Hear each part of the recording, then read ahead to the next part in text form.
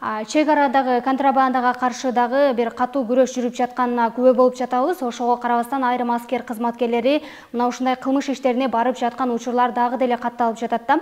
Анан өзгөчө айрым саясатчылар жогорку трибунадан туруп алып ушул аткезчилердин талабын талашкан учурлар дагы көп кездешип жатат. Негизи эле ушул аткезчилик канткенде жоюлат? Бул аткезчиликти жоюунун дагы эң негизги жолдорунун бири ушу адамдык фактор да. Адамдардын колу туткак болот. Мен ошо түшүндүм, адам соголак болот.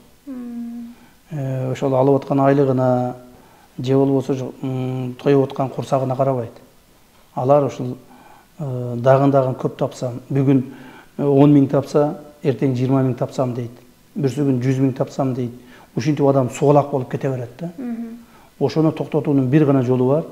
Мыйзамдын чегинде жазаларды күчөтүш керек. Мыйзамдын чегинде жазаларды күчөтүш керек.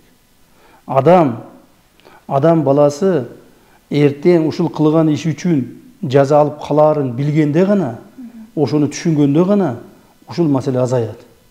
Бирок ошонун инструменти ким? Адамга түшүндүрүү инструменти мына биз. ГКМБ. Биз ушул коомдук адамдарга, коррупционерлерге түшүндүрүп, жаза аркылуу түшүндүрүшүбүз керек. Эгерде кимдир бирөө мамлекетке зыян келтирип, ошол коррупция менен шугулданып, контрабанда менен шугулданып аткан болсо, ал түшүнүш керек да. Баары бир жазасын алат. Мына Кыргызстанда азыр жазасын албай калган эч ким болбойт. Бирок ошол эле мезгилде жөнөкөй адамдар эч качан жабыркабаш керек да. Жөнөкөй, өзүнүн бизнесин кылган, таза иштеген бизнесмендер, же болбосо ушул өзүнүн ак эмгеги менен жүргөн адамдар эч качан жабыркабаш керек. Биз аларга жардам беришибиз керек. Анан кийин жанагы жазаны мыйзамды бузган гана адам алыш керек да. Ушул маселенин артынан биз катуу иштешибиз керек. Себеби дегенде, эгерде биз баардыгын эле ушу жазага тарта бере турган болсок, анда мамлекетибиз жакшы болбой калат. Мамлекетте негизинен күчтүү тартип болуш керек. Мыйзамдарыбыз аткарылыш керек. Ошол мыйзам бузгандардын баардыгына жаза колдонуш керек. Жаза колдонулбай калган бир чиновник артынан дагы өзүнө окшогон коррупционер 5-6 чиновникти алып чыгат. Эгерде бир чиновникти биз жазага тартып кое турган болсок, артынан чыга турган 5-6 чиновниктер жок болот. Ушинтип отуруп коомубуз тазаланат. Мына азыр мени көрүп отурган биздин мамлекет чиновниктери көпчүлүк ойлонуп калат азыр. Мен ачык айтайын. Ойлонуп калышат. Бирок азыркы күндө ушул мамлекетти тоноонун башка түрлөрүнө өтүп атышат. Мурда түздөн түз бири-бирине акча бергенге, же бири-бирине пара берген боло турган болсо, азыр ошо паранын ала турган ыкмаларын да өзгөртүштү. Банк аркылуу алышты, биткоин аркылуу алышты, башка бир жерлерде алышты, башка өлкөлөргө барып алып атышат, же болбосо электронный баягы кибер аракеттери менен жасап атышат. То есть бул адам дагы ушу хитрый боло баштады да. Мына мен азыр эле айтып коеюн, эки ушундай кибер преступление менен мамлекетке чоң зыян келтирген адамдарды биз буквально 2 күн болду кармадык.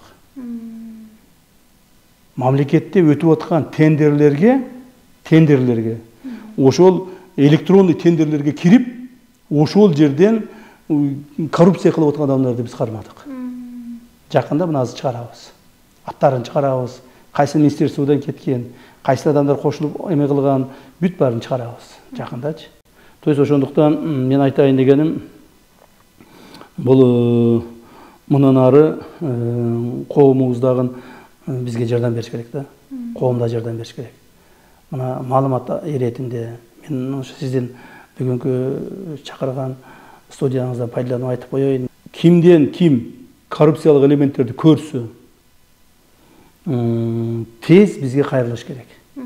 Мына менин атыма арыз жазып кайрылсын, бир дагы арыз жөн калбайт. Баарына карап чара көрөбүз. Айрыкча мамлекеттик коррупцияны өнүктүргөн адамдарга биз катуу жаза көрөбүз. Ошон үчүн биздин коомубуздагы жардам бериш керек. Элдерибиз өздөрү жардам бериш керек.